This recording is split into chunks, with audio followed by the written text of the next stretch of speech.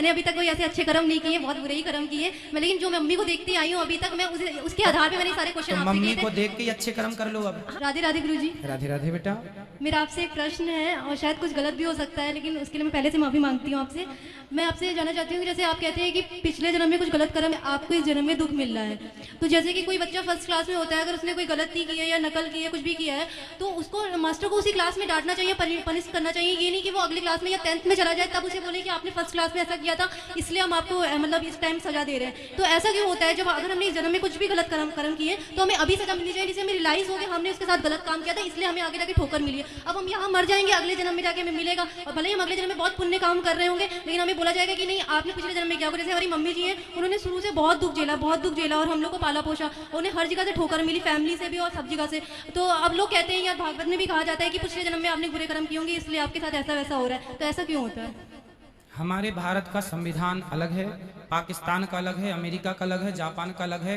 किसी देश का संविधान किसी देश से मैच नहीं करता, सबके अपने रूल्स अलग अलग हैं।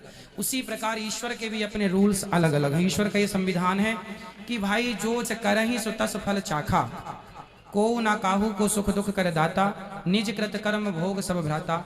हमारे ही कर्मों का हमें दंड मिलता है, ये सत्य है। परंतु हम प्रेजेंट में अच्छे कर्म करें तो हमारा वर्तमान हमारा भविष्य दोनों संवर जाएंगे। यदि हम वर्तमान को ठीक कर लेते हैं तो हम ये ना सोचें कि हमने पाप किया था तो हम दुखी हैं इसलिए अब कुछ नहीं करो, दुख भोगो ना जी। अब तो अच्छे कर्म कर लो, अब तो अच्छा काम कर लो। जैसा कि आपने कहा कि बच्चा नकल करता है तो अगली क्लास में क्या उसे दंड मिलेगा? नहीं जी, आप समझो, इसको और गहराई से बात करो। सुनो, कोई बच्चा नकल करके पास हो गया, पास तो हो गया, डिग्री तो आई, उसे दंड भी नहीं मिलेगा, पर कल को जब वो बड़ी पद पर जाएगा, मानो कि कोई डॉक्टर नकल करके पास हुआ और डॉक्टरी कर ली और बड़ा डॉक्टर बन गया, और अब उससे कहा जाए भाई इसका ऑपरेशन करो, चूंकि नकल करके पास हुआ था तो ऑपरेशन कर पाएगा? नहीं, क्योंकि नकल किया है। तो उसके काम में वो खुद परफेक्ट नहीं है, वही उसकी सजा है।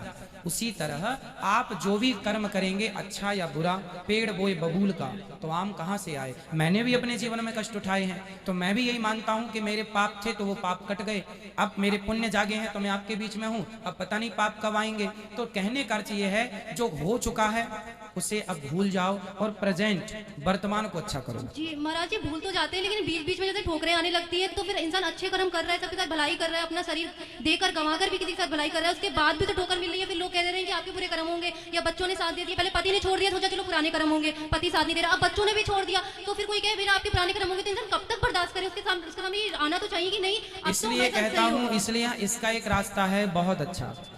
आप यदि संसार में उलझेंगे तो ये उलझन कभी मिटेगी नहीं, मकड़ी का जाल है। इसलिए ना पति के लिए, ना पुत्र के लिए, ना परिवार के लिए कर्तव्य करो, निभाओ, पर भाव ये हो सच्चा कि हम भगवान के हैं। जिस दिन समर्पण हो जाएगा, सच कहता हूं कि आपके जीवन में आपने करोड़ों पाप किए होंगे माना की, और आपके जीवन में बड़ा कष्ट है, पर जिस दिन आप अपने आप को हृदय से कह दोगे नाथ मैं आपकी हूं, हे प्रभु अब स्वीकार कर लो, उसी दिन से जैसे आग की एक चिंगारी बड़े से बड़े जंगल को जला सकती है, उसी प्रकार पाप के जंगल को भगवान की कृपा भस्म कर सकती है, यदि शरणागति हो जाए तो। ये दूसरा उपाय है। तो भगवान से कह दो कि नाथ हम आपकी हैं, हमें स्वीकार कर लो, और केवल श्रीमन नारायण का ध्यान लगाओ, अपने आप सारा संकट टल जाएगा, होगा भी तो खत्म हो जाएगा। महाराज एक क्वेश्चन करना, बिल्कुल, ये बस पूछना था आपसे कि जैसे कि हम अपने कर्म कर रहे हैं, अच्छे अच्छे कर्म कर रहे हैं, कोशिश कर रहे हैं मतलब करने की, और किसी से हम कह देते हैं आपको जो करना है वो करो, लेकिन हमको मत छेड़ो, मतलब कि हमें बार बार टॉर्चर मत करो, और फिर भी वो इंसान कर रहा है आपको, तो उस स्थिति में क्या होगा? क्रोध तो आएगा, इंसान गंदे शब्दों का भी यूज कर सकता है, गलत बात भी बोल सकता है, तो ऐसी स्थिति में मतलब वो इंसान क्या करे? मैंने अपना पक्ष रखने के लिए कभी आप लोगों को मना नहीं किया। कथा में आपने गौर से सुना होगा, हमने कथा में हमेशा ये बात कही है कि यदि आप पर कोई लांछन लगाता है, आपको कुछ गलत कहता है, तो आप यदि सही हैं तो आप अपनी सच्चाई को रख सकते हैं कि भाई आप गलत आरोप ना लगाएं, गलत ना कहें, ये ना कहें, वो ना कहें, आप अपनी सफाई में खड़े हो सकते हैं। यदि आप पर कोई आघात करना चाहे तो हमारे शास्त्र ये तक कहते हैं, यहाँ तक कि कानून भी कहता है कि आत्मरक्षा के लिए आपने किसी को मार दिया तो आपको जेल नहीं होगी, क्योंकि आपने आत्मरक्षा के लिए चलाया है। उसी प्रकार जहाँ झांसी की रानी ने अंग्रेजों को मारा तो क्या उसे नर्क थोड़ी जाना पड़ा? उसी प्रकार जब आप जरूरत पड़ने पर अपने धर्म के लिए, आत्मरक्षा के लिए अपने क्रोध का, अपने बल का, अपनी ताकत का उपयोग करते हैं तो वो धर्म ही होता है, वो अधर्म नहीं होता। ये शास्त्रों की बड़ी गहरी बात है। वैसे महाराज था, मैंने अभी तक कोई ऐसे अच्छे कर्म नहीं किए, बहुत बुरे ही कर्म किए मैं, लेकिन जो मैं मम्मी को देखती आई हूँ अभी तक, मैं उसके आधार पे मैंने सारे तो क्वेश्चन आपसे मम्मी किए को थे। देख के ही अच्छे कर्म कर लो अब। हाँ अब तो मैं करूंगी, लेकिन अभी तक जो किए वो सब गलत ही किए, लेकिन आपने इतना समय दिया उसके लिए बहुत बहुत धन्यवाद। राधे राधे। खुश रहिए, खुश रहिए, खुश रहिए।